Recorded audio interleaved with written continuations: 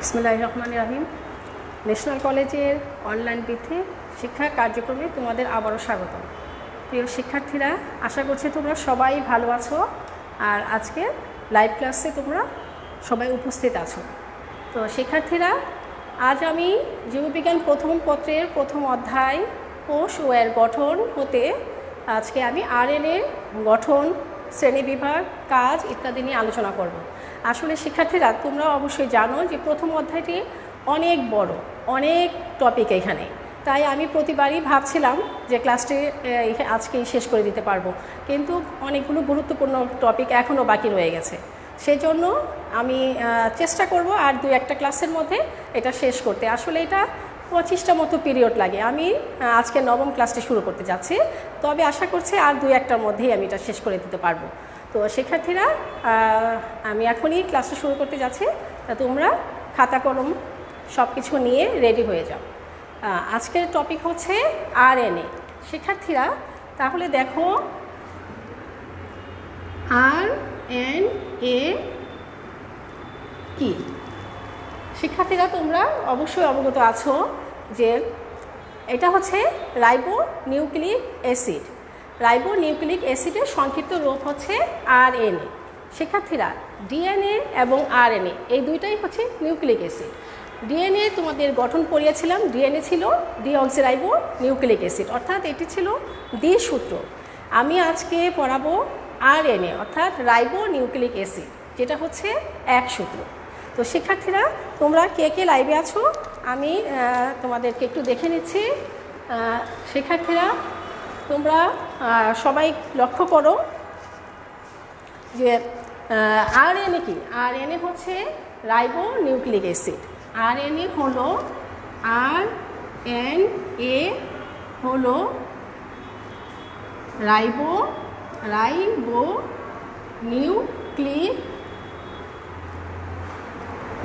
Nucleic acid.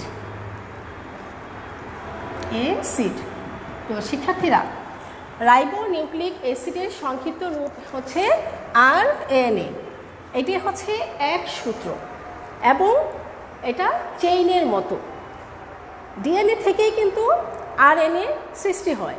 শিক্ষার্থীরা, এই ribo nucleic অ্যাসিডটি কোষের সাইটোপ্লাজমে 90% অবস্থান করে আর 10% নিউক্লিয়াসের মধ্যে অবস্থান করে। এটি এক সূত্র এবং এটা অনেক সময় বিভিন্ন জায়গায় অনেক সময় এটা মানে লোপের মতো সৃষ্টি হয়ে অনেকটা ডিএনএর দ্বিসূত্রকের মতো দেখায়। তো শিক্ষার্থীরা, আমি সেই আরএনএর গঠন নিয়ে আলোচনা করব। এটা হচ্ছে যে নিউক্লিক অ্যাসিডের পলিনিউক্লিওটাইডের মনোমারগুলো এককগুলোতে গাঠনিক উপাদান রূপে রাইবোজ সুগার, তার মানে হচ্ছে এটার মধ্যে তোমার আরএনএ হলো যেখানে রাইবোজ সুগার 5 কার্বন বিশিষ্ট রাইবোজ সুগার থাকবে, 5 কার্বন বিশিষ্ট রাইবোজ সুগার। তারপরে হচ্ছে এখানে হচ্ছে ফসফেট আর হচ্ছে নাইট্রোজেন বিশিষ্ট আর নাইট্রোজেন গঠিত ক্ষার। নাইট্রোজেন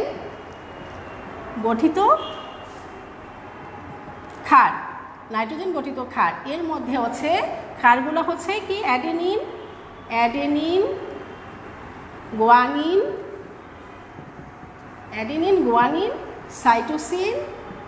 সাইটোসিন আর থাইমিনের পরিবর্তে ইউরাসিল এই। তাহলে আমি কি বললাম যে এখানে নাইট্রোজেন বেস হচ্ছে 4 ধরনের। সেটা হচ্ছে ফসফেট, এখানে 5 কার্বন বিশিষ্ট রাইবোজ সুগার, তারপর ফসফরিক অ্যাসিড বা ফসফেট আর নাইট্রোজেন গঠিত ক্ষারক। এই নাইট্রোজেন গঠিত ক্ষারক হচ্ছে 4 ধরনের: অ্যাডেনিন, গুয়ানিন, সাইটোসিন আর ইউরাসিল। শিক্ষার্থীরা, তোমাদের নিশ্চয়ই মনে আছে যে ডিএনএর ক্ষেত্রেও কিন্তু 4 ধরনের নাইট্রোজেন বেস ছিল। সেখানে কি কি ছিল? Adenine, guanine, cytosine, thymine. এখানে থাইমিনের পরিবর্তে হচ্ছে ইউরাসিল। এইটা মনে রাখবে, অনেক সময় এমসিকিউতে আসে যে আরএনএর ক্ষেত্রে কোনটি উপস্থিত থাকে, অর্থাৎ থাইমিনের পরিবর্তে ইউরাসিল উপস্থিত থাকে। এটা এক ধরনের নাইট্রোজেন গঠিত বেস। তো শিক্ষার্থীরা, আমি এখন এই নাইট্রোজেনের এই আরএনএর অবস্থানটা কোথায়? অবস্থানটা আমি একটু আগেও বলেছি, এটা অবস্থান কোথায় করে? সাধারণত প্রতিটা কোষের সাইটোপ্লাজমে এর 90% উপস্থিত থাকে, আর 10% হচ্ছে কোষের নিউক্লিয়াসের মধ্যে। তাহলে দেখো এর অবস্থান হচ্ছে প্লাজমে এরা থাকে 90% উপস্থিত থাকে, এবং 10% থাকে, 10% এই 10% হচ্ছে নিউক্লিয়াসে। শিক্ষার্থীরা, এখন আমি যেটা বলছি সেটা হচ্ছে যে 90% যে সাইটোপ্লাজমে থাকে, তাহলে সাইটোপ্লাজমের তো অনেক অঙ্গাণু আছে। কোন অঙ্গাণুগুলোর মধ্যে, এই সাইটোপ্লাজমের কোন অঙ্গাণুগুলোর মধ্যে আমরা আরএনএকে পাবো?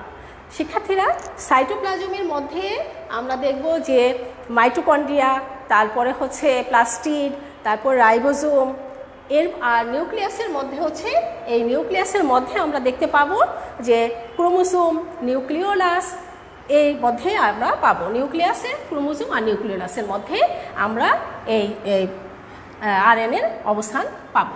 তো শিক্ষার্থীরা, এখন যদি আমি বলি যে এই ব্যাকটেরিয়া কোষ আর কিছু কিছু ভাইরাসের মধ্যেও আমরা পাবো। এছাড়া ব্যাকটেরিয়া কোষে আর কিছু ভাইরাসের ক্ষেত্রে, সব ভাইরাসে না, কিছু কিছু ভাইরাসে আমরা আরএনএ পাবো। তো এই হচ্ছে এটার হচ্ছে আরএনএর অবস্থান। তো শিক্ষার্থীরা, আর তোমরা এটা উঠিয়ে নাও। এখন আমি যদি আরএনএর গঠন নিয়ে বর্ণনা করি, তাহলে আমরা গঠন অনুতে দেখতে পাবো কী কী জিনিস। শিক্ষার্থীরা, আরএনএর গঠনে আমরা কী লক্ষ্য করলে আমরা কী পাবো? আরএনএ বলেছিলাম এক সূত্র। আরএনএ গঠনটা ছিল এক সূত্র, অনেকটা চেইনের মতো। আরএনএ গঠনটা হচ্ছে এরকম একটা সূত্র। কিন্তু আমরা ডিএনএ গঠনে কি দেখেছিলাম? ডিএনএ গঠনে দেখেছিলাম যে এটা দ্বিসূত্রক ছিল। তোমাদের নিশ্চয়ই মনে আছে, ডিএনএটা ছিল এরকম দ্বিসূত্র, কিন্তু আরএনএ হচ্ছে একটা সূত্র। ডিএনএ ছিল দুইটা সুতা, এইভাবে দুইটা সুতা ছিল, কিন্তু আরএনএর ক্ষেত্রে কিন্তু আমরা দুটা সূত্র দেখতে পাচ্ছি না। এখানে হচ্ছে আরএনএ হচ্ছে এক সূত্র। তো শিক্ষার্থীরা, তোমরা সাথে সাথে লিখে ফেলো, আরএনএ হচ্ছে এক সূত্র। হ্যাঁ শিক্ষার্থীরা, মহিদুল ইসলাম, আচ্ছা, থ্যাংক ইউ। হ্যাঁ, এখন দেখো, আরএনএ হচ্ছে এক সূত্র। এটা স্থানে ভাঁজ হয়ে এই আরএনএ এক সূত্র, আমরা দেখতে পাচ্ছি আরএনএ এক সূত্র, কিন্তু এই এক সূত্র আরএনএ বিভিন্ন জায়গায় ভাঁজ হয়ে এটা আকৃতি গঠন করে। যেমন কীরকম আকৃতি গঠন করতে পারে? শিক্ষার্থীরা, তোমরা লক্ষ্য করো, এই আরএনএ গঠনটা এমন হয়, অনেক সময় ডিএনএর মতো হয়ে যায়। যেমন ধরো, এইটা এক সূত্র, এই এক সূত্রক সুতাটাই এইভাবে এসে, দেখো শিক্ষার্থীরা, এইভাবে করে, তারপরে আবার এইভাবে হয়ে এই যে দেখো, জায়গায় এটা লোভ সৃষ্টি করতে পারে, এইভাবে এটা করতে পারে। এই হচ্ছে আরএনএর গঠনে আমরা এক সূত্র হওয়া সত্ত্বেও কখনো কখনো এটা লোভ সৃষ্টি করে দ্বিসূত্রকের মতো হয়ে যায়, কিন্তু এটা দ্বিসূত্রক না, কিন্তু এক সূত্র। এখন শিক্ষার্থীরা, তোমরা লক্ষ্য করো, আরএনএর আমি কি বলেছিলাম? শিক্ষার্থীরা, তোমরা বোঝার চেষ্টা করো, তাহলেই বুঝতে পারবে যে আরএনএর গঠনটা আরেকটু স্পষ্ট করে আঁকাচ্ছি। দেখো শিক্ষার্থীরা, এইভাবে, আবার দেখো, এটা এইভাবে হয়ে এইভাবে আসছে। এখন দেখো শিক্ষার্থীরা, এই আরএনএ এইভাবে করে তোমরা এটাকে চিত্রটা এঁকে ফেলতে পারো। হ্যাঁ, এখন আর এই পাশে আরেকটা আসছে। এইভাবে আরএনএ জায়গায় কখনো কখনো লোভ সৃষ্টি করে। তো শিক্ষার্থীরা, এরপরে আমরা এইভাবে এঁকে দিতে পারি। আমি জাস্ট আরএনএর গঠনটা বর্ণনা করব এখন। তার আগে চিত্রটা বুঝাই নিই, তারপরে আমি আরএনএ গঠনটা নিয়ে আলোচনা করব। তো শিক্ষার্থীরা, তোমরা দেখে নাও, আমি কিছুক্ষণ আগে বললাম যে আরএনএ হচ্ছে এক সূত্র, অনেকটা চেনের মতো, কিন্তু এই আরএনএ কিন্তু আবার কখনো কখনো এটা জায়গায় জায়গায় এটা কি হচ্ছে, জায়গায় জায়গায় এটা বিভিন্ন জায়গায় লুপ সৃষ্টি করে দ্বিসূত্রকের মতো হয়ে অনেকটা দ্বিসূত্রকের মতো গঠন দেখা যায়, কিন্তু সেটা আরএনএ। তো শিক্ষার্থীরা এই যে আরএনএ ক্ষেত্রে আমরা সুতার দৈর্ঘ্যটা নির্ভর করবে, এই আরএনএ সুতার দৈর্ঘ্যটা কত বড় হবে সেটা নির্ভর করবে নিউক্লিওটাইডের সংখ্যার উপর। আমি কি বলেছি, আরএনএ এই যে আরএনএ এক সূত্রক, আরএনএ এক সূত্রক, এই আরএনএ এক সূত্রকটা এটা কত লম্বা হতে পারে সেটা কিসের উপর নির্ভর করছে শিক্ষার্থীরা? হ্যাঁ, নিউক্লিওটাইডের গঠন সংখ্যার উপর, নিউক্লিওটাইডের সংখ্যার উপর। তাহলে যখন নাকি নিউক্লিওটাইডের দৈর্ঘ্যের উপর এটা লম্বাটা নির্ভর করবে। ক্ষুদ্রতম আরএনএ সূত্রের মধ্যে তোমরা এটা এমসিকিউর জন্য লিখে রাখো, ক্ষুদ্রতম আরএনএর ক্ষেত্রে এর নিউক্লিওটাইডের সংখ্যা হচ্ছে টাইডের সংখ্যা হচ্ছে 20টি, অর্থাৎ 20টি নিউক্লিওটাইড নিয়ে একটি ক্ষুদ্রতম আরএনএ গঠিত হতে পারে।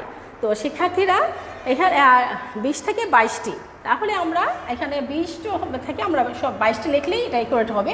আর যদি বৃহত্তম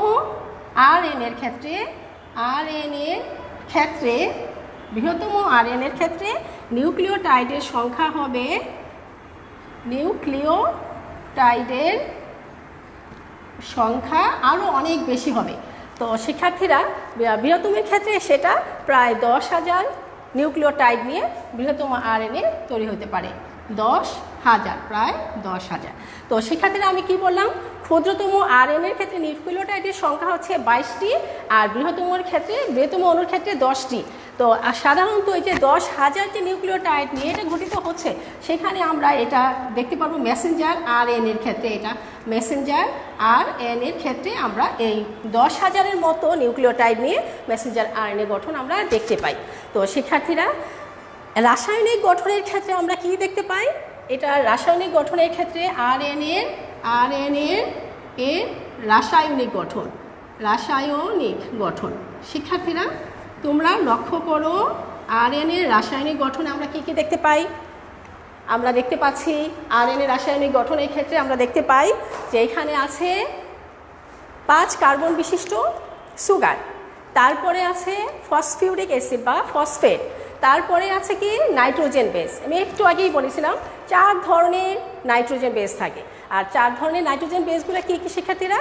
অ্যাডেনিন, গুয়ানিন, সাইটোসিন আর থাইমিনের পরিবর্তে ইউরাসিল। এই হচ্ছে এটার রাসায়নিক গঠন। তো শিক্ষার্থীরা আমরা আরএনএ শ্রেণীবিভাগ যদি আমরা দেখি, তাহলে এবার আরএনএ রাসায়নিক গঠনের পরে আমি এর আরএনএ শ্রেণীবিভাগে যাব। আরএনএ শ্রেণীবিভাগ, শিক্ষার্থীরা শ্রেণীবিভাগ আরএনএ তোমরা জানো যে আরএনএ কিন্তু ডিএনএ কোনো শ্রেণীবিভাগ ছিল না, ডিএনএ একটাই, কিন্তু আরএনএ কিন্তু কাজের ভিত্তি করে, মানে বিভিন্ন ধরনের কাজের আরএনএ করে থাকে।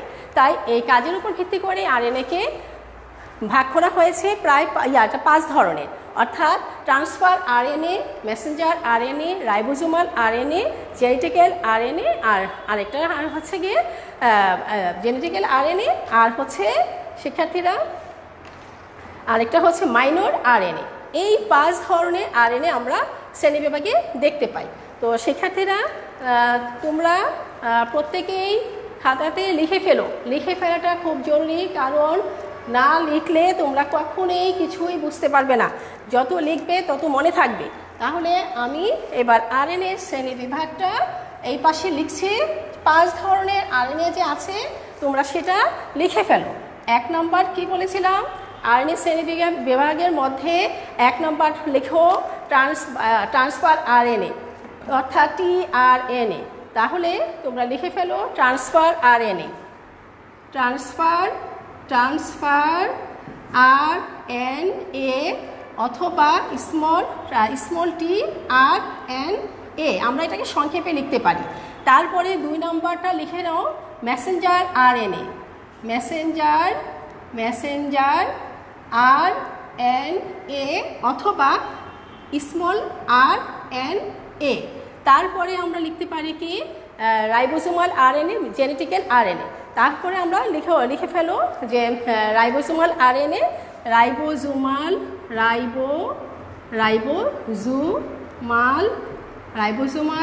আরএনএ অথবা স্মল আর আরএনএ। শিক্ষার্থীরা 4 নম্বরটা তোমরা লিখে নাও। এটা হলো জেনেটিক আরএনএ অথবা এটাকে আমরা বলতে পারি বংশগতীয় আরএনএ, বংশগতীয় আরএনএ অথবা genetic RNA, gRNA, small g R N A. শিক্ষার্থীরা আর 5 নম্বরটা আমরা কি লিখতে পারি? 5 মাইনর আরএনএ, মাইনর আরএনএ অথবা আমরা mRNA দিব, আরএনএ। এটা আমি আবারও লিখছি, দেখো শিক্ষার্থীরা MI দিয়ে নিবা, কারণ মেসেঞ্জার আরএনএ কিন্তু আমরা এম একবার লিখেছি, এই এম, তাইলে মাইনরের জন্য আমরা MIটা দিতে পারি, মাইনর আরএনএ। তাহলে আমরা কি বুঝতে পারলাম শিক্ষার্থীরা? আরএনএর শ্রেণীবিভাগের ক্ষেত্রে আমরা কি দেখতে পেলাম যে আরএনএর শ্রেণীবিভাগের ক্ষেত্রে আমরা দেখতে পেলাম গঠন ও কাজের ভিত্তিতে আরএনএ 5 ধরনের। এটা শ্রেণীবিভাগটা হচ্ছে গঠন ও কাজের ভিত্তিতে। তোমরা এভাবে লিখে নিতে পারো যে আরএনএর শ্রেণীবিভাগটা হচ্ছে গঠন ও কাজের ভিত্তিতে 5 ধরনের: transfer RNA, messenger RNA, ribosomal RNA, বংশগতীয় আরএনএ, মাইনর আরএনএ। এখন আমি প্রত্যেকটা আরএনএ সম্পর্কে একটু ব্যাখ্যা করতে চাচ্ছি। শিক্ষার্থীরা তোমরা লক্ষ্য করো, ট্রান্সফার আরএনএ বলতে আমরা কি বুঝি? এই ট্রান্সফার আরএনএ তোমরা বুঝতেই পারছো, ট্রান্সফার মানে স্থান পরিবর্তন করে নিয়ে যাওয়া।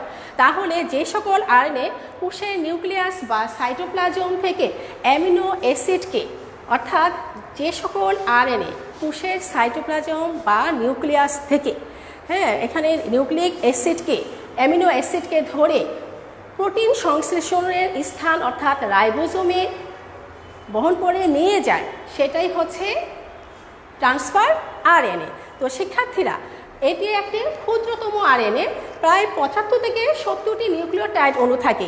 এটার মধ্যে 75 থেকে, এটা ক্ষুদ্রতম, 75 থেকে এখানে তোমরা সম্পর্কে এটা হলো একদম মানে 90টি এখানে নিউক্লিওটাইড থাকবে।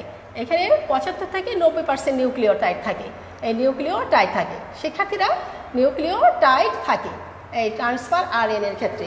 আমি এটা আরও উপরে লিখছি, তোমরা লক্ষ্য করো আমি কি বলেছি শিক্ষার্থীরা?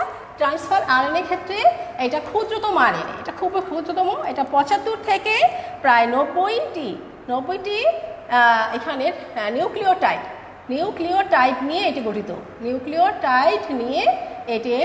গঠিত, এই ট্রান্সফার আরএনএ। তো শিক্ষার্থীরা এর অণু থাকে, আর এখানে প্রায় কোষের প্রায় 15% আরএনএ থাকে। তো ট্রান্সফার আরএনএ, একটা কোষের মধ্যে যতগুলো আরএনএ থাকবে তার মধ্যে 15% এই ট্রান্সফার আরএনএ। শিক্ষার্থীরা তাহলে আমি কি বলেছি? 15% হচ্ছে এই ট্রান্সফার আরএনএ, 15% হচ্ছে ট্রান্সফার আরএনএ। তো শিক্ষার্থীরা এগুলা হচ্ছে তোমরা নৈর্ব্যক্তিকের জন্য মনে রাখবে। তো এটা খুবই ক্ষুদ্রাকার আরএনএ, আর এটার ওজন প্রায় 25,000 ডাল্টন। এটার ওজন হচ্ছে 25,000 ডাল্টন। এই হলো তোমার এমসিকিউর জন্য এই অংশগুলো মনে রাখবে। তো শিক্ষার্থীরা বিজ্ঞানী আর হলে, এখানে বিজ্ঞানী আর হলে এবং তার সহযোগীরা মিলে, বিজ্ঞানী আর হলে এবং তার সহযোগীরা আছে, তারা মিলে কি করলে এই আরএনএর গঠন সম্পর্কে একটি মতবাদ দিলেন, এবং তার সহযোগীরা মিলে এই আরএনএ ট্রান্সফার আরএনএ সম্পর্কে একটি গঠন বর্ণনা করেন। আর সেই গঠনটিকে বলা হয় ক্লোভার লিফ গঠন। সেটা হচ্ছে ক্লোভার লিফ গঠন। কি বলেছে শিক্ষার্থীরা? বিজ্ঞানী আর হলে এবং তার সহযোগীরা মিলে এই আরএনএর ট্রান্সফার আরএনএর গঠন সম্পর্কে একটি গঠন বর্ণনা করেন, যাকে নাম দেওয়া হয়েছে ক্লোভার লিফ গঠন। শিক্ষার্থীরা, আমি যে কিছুক্ষণ আগে যে চিত্রটা অঙ্কন করেছিলাম সেটাই কিন্তু এই ট্রান্সফার আরএনএর গঠন। এবার বুঝতে পেরেছ? এই গঠনটার নামই হচ্ছে ক্লোভার লিফ। ক্লোভার লিফ অর্থাৎ ট্রান্সফার আরএনএ ক্লোভার লিফ গঠন। শিক্ষার্থীরা, এইবার বুঝতে পেরেছ এই ক্লোভার লিফ গঠন সম্পর্কে বিজ্ঞানী আরহলে এবং তার সহযোগীরা ক্লোভার লিফ গঠন বর্ণনা করেন ট্রান্সফার আরএনএর ক্ষেত্রে। তাদের মডেল অনুযায়ী এতে 5টি বাহু থাকে আর 4টি ফাঁস থাকে। দেখো 5টি বাহু, এই একটি বাহু, 2, 3, 4, এই 4 আর এই 5টি হলো বাহু, আর লুপ থাকে 4টি, 1, 2, 3, 4। লুপ মানে হচ্ছে একটু স্ফীত অংশ, তাহলে একটু ভাঁজ হওয়া অংশ। তাহলে তাদের মডেল অনুযায়ী ছিল কি 4টা বাহু আর 5টি বাহু আর 4টি লুপ। তাহলে কি তোমরা এই চিত্র থেকে দেখতে পাচ্ছ এখানে 4টি, এই 5টি বাহু, 1, 2, 3, এই 4 আর এই 5। কিন্তু লুপ আছে কয়টি? লুপ আছে এখানে 4টি, 1, 2, 3, 4। এইটাই ছিল ক্লোভার লিফ গঠন। তো শিক্ষার্থীরা, এখন এই অ্যামিনো অ্যাসিড, এই বাহুগুলোর নাম আমি এখন লিখে দিচ্ছি, তোমরা লক্ষ্য করো এই কোন বাহুটার কি নাম। এই যে 5টা বাহুর কথা বলা হয়েছে, কোনটা বাহুর কি নাম? তো শিক্ষার্থীরা, এটা হচ্ছে অ্যামিনো অ্যাসিড বাহু। এই বাহুটার নাম হচ্ছে অ্যামিনো অ্যাসিড বাহু। অ্যামিনো অ্যাসিড বাহু। শিক্ষার্থীরা, এরপরে দেখো এই যে এই পাশে যে বাহুটা আছে সেটা টি সেল বাহু। এটা হচ্ছে টি বাহু, এটা হচ্ছে টি বাহু, আর এইটা হচ্ছে এই বাহুটার নাম হচ্ছে ডি বাহু। এটা হচ্ছে ডি বাহু, আর এই বাহুটার নাম হচ্ছে টি বাহু, ডি বাহু। আর হচ্ছে এখানে এটা হচ্ছে অ্যান্টিকোডন বাহু, এটা হচ্ছে অ্যান্টিকোডন বাহু,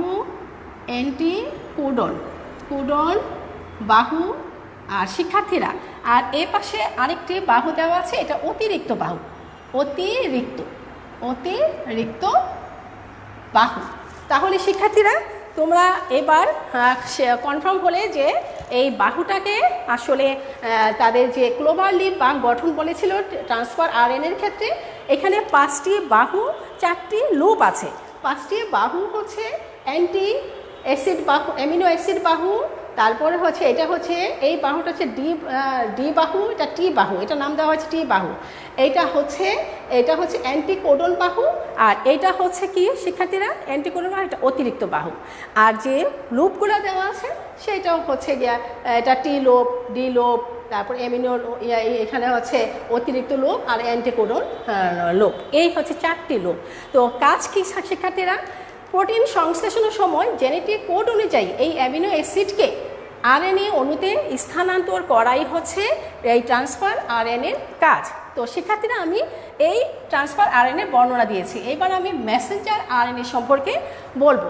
তো শিক্ষার্থীরা, মেসেঞ্জার আরএনএটা কি? এটা হচ্ছে যে সকল আরএনএ জিনের সংকেত অনুযায়ী ডিএনএর কাছ থেকে বার্তা সংগ্রহ করে প্রোটিন সংশ্লেষণের ছাঁচ হিসেবে কার্যকরী হয়, সেটাই হচ্ছে মেসেঞ্জার আরএনএ। তো শিক্ষার্থীরা, একটি কোষে মোট আরএনএর 5 থেকে 10%, 5 থেকে একটা কোষের মধ্যে যতগুলো আরএনএ আছে তার 5 থেকে 10% হচ্ছে এই মেসেঞ্জার আরএনএ। এই হচ্ছে মেসেঞ্জার আরএনএ থাকে, আর এদের অবস্থান অবশ্যই কোষের সাইটোপ্লাজমে। আর এরা খুবই ক্ষণস্থায়ী, এরা স্থায়ী না, খুবই ক্ষণস্থায়ী মেসেঞ্জার আরএনএ। আর এদের আণবিক ওজন 5 লক্ষ থেকে 20 লক্ষ। আণবিক ওজন হচ্ছে 5 লক্ষ থেকে 20 লক্ষ, 5 থেকে 20 লক্ষ পর্যন্ত হয়। তো শিক্ষার্থীরা, এই হচ্ছে আর নির্দিষ্ট প্রোটিন সংশ্লেষণের বার্তা নিউক্লিয়াস থেকে সাইটোপ্লাজমে বহন করে নিয়ে যাওয়া কাজই হচ্ছে মেসেঞ্জার আরএনএর কাজ। এছাড়া এরা কি করে লাইসোজোম ও ট্রান্সফার আরএনএর সাহায্যে নির্দিষ্ট অ্যামিনো অ্যাসিড অনুক্রমে শৃঙ্খল এরা তৈরি করে থাকে। এই দুইটা কাজ করে মেসেঞ্জার আরএনএ। তো শিক্ষার্থীরা, এবার আমি রাইবোজোমাল আরএনএর গঠন বৈশিষ্ট্য নিয়ে আলোচনা করব।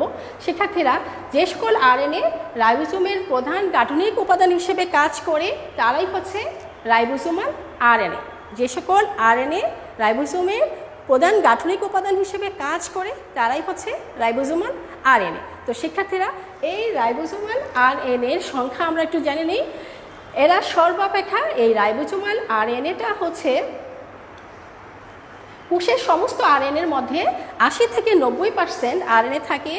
কোষের মধ্যে যতগুলো আরএনএ আছে তার মধ্যে 80 থেকে 90% হচ্ছে এই রাইবোজোমাল আরএনএ, অর্থাৎ 80 থেকে 90% আরএনএ হচ্ছে এই 90% হচ্ছে, অর্থাৎ কোষের যতগুলো আরএনএ আছে তার মধ্যে রাইবোজোমাল আরএনএর সংখ্যা হচ্ছে কতটি?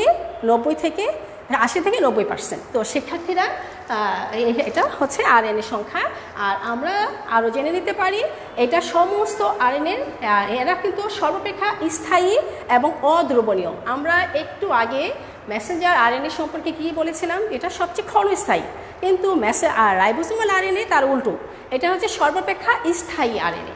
তো শিক্ষার্থীরা এখন এই সর্বাপেক্ষা স্থায়ী, আর এটা যে সাম্প্রতিককালে এই বিজ্ঞানীরা প্রমাণিত করেছেন যে এই রাইবোজোমাল আরএনএ প্রোটিনের সাথে যুক্ত হয়ে রাইবো নিউক্লিয় প্রোটিন কণা তৈরি করে।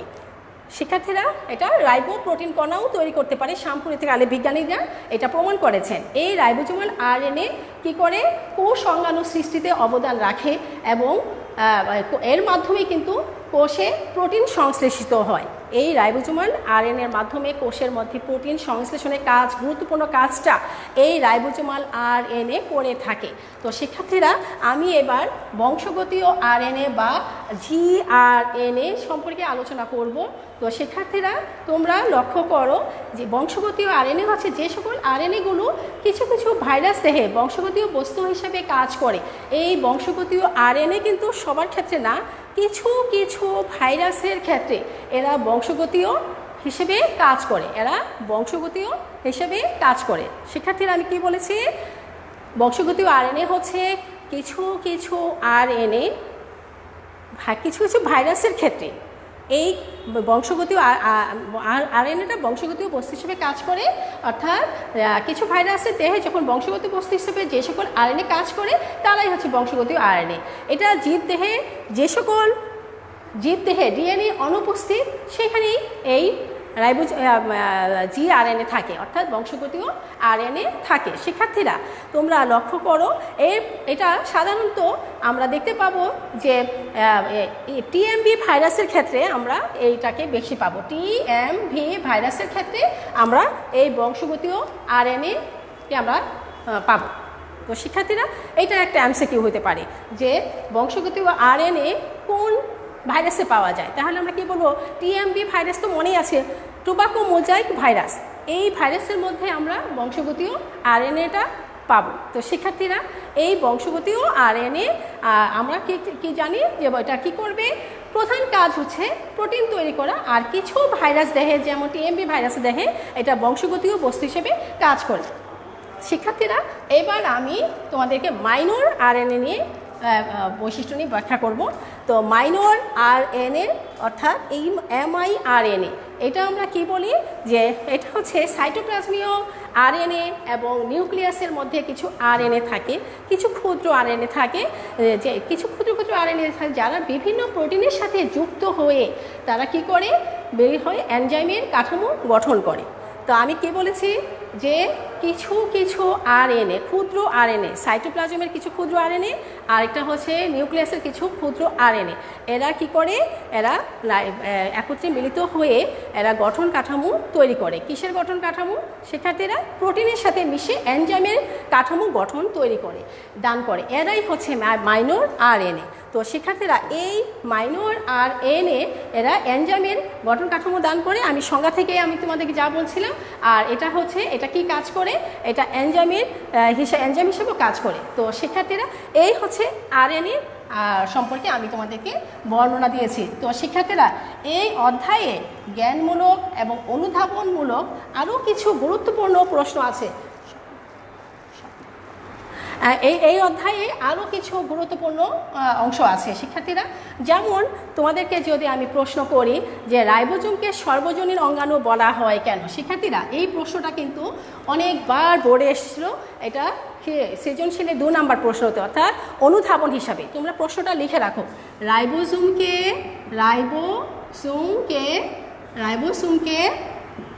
কি বলা হয়, রাইবোজোমকে সর্বজনীন অঙ্গাণু বলা হয় কেন? রাইবোজোমকে সর্বজনীন অঙ্গাণু বলা হয় কেন? তো শিক্ষার্থীরা, রাইবোজোমকে সর্বজনীন অঙ্গাণু বলা হয় কেন, অথবা প্রোটিন ফ্যাক্টরি বলা হয় কেন, বা প্রোটিন ফ্যাক্টরি বলা হয় কেন? প্রোটিন ফ্যাক্টরি, তোমরা এই প্রশ্নটা লিখে রাখো, এটা অনুধাবনমূলক প্রায় সময় আসে। প্রোটিন ফ্যাক্টরি বলা হয় কেন? শিক্ষার্থীরা, আমি কিন্তু এই অধ্যায়ে প্রায় শেষ প্রান্তে চলে আসছি, সেজন্য আমি তোমাদেরকে যে সৃজনশীলের 3-4-এর জন্য যে প্রশ্নগুলা আমি এই সময়গুলা বিগত ক্লাসগুলোতে যে আমি আলোচনা করেছিলাম তার ফাঁকে ফাঁকে কিছু অনুধাবনমূলক প্রশ্ন রয়ে গেছে। তাই আমি শেষ প্রান্তে এসে যখন আমি কিছু অনুধাবন নিয়ে আমি আলোচনা করব, আরেকটা ক্লাসে বা সর্বোচ্চ আর 2টা ক্লাস লাগতে পারে, বা আমি চেষ্টা করবো আগামী ক্লাসে শেষ করতে, এবং শেষ পাশাপাশি একটা সৃজনশীলের সাথে কিছু অনুধাবনমূলক প্রশ্ন আমি আলোচনা করব। তারই একটা প্রশ্ন হচ্ছে রাইবোজোমকে সর্বজনীন অঙ্গাণু বলা হয় কেন, অথবা প্রোটিন ফ্যাক্টরি বলা হয় কেন? তো শিক্ষার্থীরা, তোমরা তো জানো যে রাইবোজোম কি হয়, যে কোষের সাইটোপ্লাজমের মধ্যে যে মুক্ত অবস্থা থাকে, অথবা অমসৃণ এন্ডোপ্লাজমিক জালিকার মধ্যে থাকে, অথবা তোমরা এটা যদি ভুলেই যাও তাহলে আমি একটু সংক্ষেপে একটা চিত্র এঁকে দেখাচ্ছি। এটা যদি উদ্ভিদ কোষ হয়, আর এটা তো আমি বলছিলাম নিউক্লিয়াস। এখন রাইবোজোমগুলো কোনখানে? এইটা রাইবোজোম হতে পারে, তোমাদের মনে আছে এটা এন্ডোপ্লাজমিক জালিকা, এটার উপরে কিন্তু রাইবোজোম ছিল। তারপর নিউক্লিয়াসের উপরেও কিন্তু রাইবোজোম ছিল, সাইটোপ্লাজমের মুক্ত অবস্থায় রাইবোজোম ছিল, নিউক্লিয়াসের এন্ডোপ্লাজমের রেটিকুলামের মধ্যে রাইবোজোম ছিল। তাছাড়া যে মাইটোকন্ড্রিয়া আছে, মাইটোকন্ড্রিয়ার মধ্যেও রাইবোজোম পাওয়া যায়, প্লাস্টিডের মধ্যেও আমরা এই রাইবোজোমকে পাই। তাহলে সর্বজনীন বলতে আমরা কি বুঝি? অর্থাৎ সব জায়গায় যাকে পাওয়া যায় সেই তো সর্বজনীন। তাহলে আমরা কি বলতে পারি না যে কোষের এন্ডোপ্লাজমিক জালিকার গায়ে, নিউক্লিয়ার মেমব্রেনের গায়ে, মাইটোকন্ড্রিয়ার অভ্যন্তরে, তারপরে হচ্ছে সাইটোপ্লাজমের বিক্ষিপ্ত অবস্থায় এরা ছড়া থাকে। তাছাড়া সব কোষেই রাইবোজোম থাকে, কিন্তু যে সকল কোষে প্রোটিন সংশ্লেষণটা বেশি পরিমাণে হয় সেখানে রাইবোজোমের পরিমাণটা একটু বেশি থাকে, তাই রাইবোজোমকে সর্বজনীন অঙ্গাণু বলা হয়। এটা কিন্তু আসলে একটু বুঝলেই লেখা যায়, কিন্তু তোমরা অনেক সময় এটা ভুল করো বা ছেড়ে আসো, এটা আমরা লিখতে পারি। তাই আবার এই রাইবোজোমের মধ্যে আমরা প্রোটিন সংশ্লেষণ ফ্যাক্টরি বলি, এই জন্য যে প্রধান কাজ হলো, এই রাইবোজোমের প্রধান কাজ হলো প্রোটিন সংশ্লেষণ করা, আর তাই এই রাইবোজোমকে প্রোটিন ফ্যাক্টরি বলা হয়। তারপরে হচ্ছে তো 1955 সালে রোমানিয়ান কোষ বিজ্ঞানী, এটা লেখা রাখো এমসিকিউর জন্য, 1955 খ্রিস্টাব্দে রোমানীয় বিজ্ঞানী, এখানে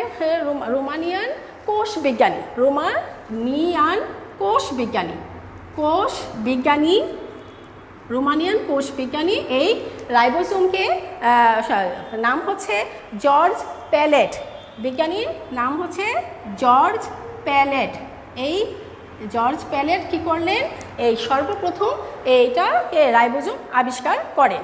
শিক্ষার্থীরা, রাইবোজোম আবিষ্কার করেন। তাহলে আবিষ্কার করেন কে, কত সালে? এটা তোমরা এমসিকিউর জন্য জেনে রাখবে। 1955 খ্রিস্টাব্দে রোমানিয়ান কোষ বিজ্ঞানী। তাহলে আসতে পারে রাইবোজোম আবিষ্কার করেছেন যে বিজ্ঞানী, সে কোন দেশের অধিবাসী, এরকম কোশ্চেন আসে, তোমরা তখন খেয়াল করো না যে কোন দেশে ছিল, সেটা তোমরা খেয়াল করো না, তাই তোমরা পড়ে নেবে যে রোমানিয়ান কোষ বিজ্ঞানী ছিলেন, তার নাম হচ্ছে জর্জ প্যালেট। তিনি 1955 খ্রিস্টাব্দে সর্বপ্রথম রাইবোজোম আবিষ্কার করেন। তো শিক্ষার্থীরা, এই অধ্যায়টা আসলে অনেক ব্যাপক বুঝার এবং অনেক কোশ্চেন হিসেবে আসে। আর আমাদের যে কোষ নিয়ে এটা আলোচনা, অর্থাৎ আমাদের জীব দেহের যে কোষ আছে, অর্থাৎ উদ্ভিদ দেহে কোষ আছে, প্রাণী দেহে যে কোষ আছে, এই কোষেরই বিভিন্ন অঙ্গনগুলোই কিন্তু আমি আলোচনা করছি প্রতিদিনই, তাহলে প্রতিটা ক্লাসে।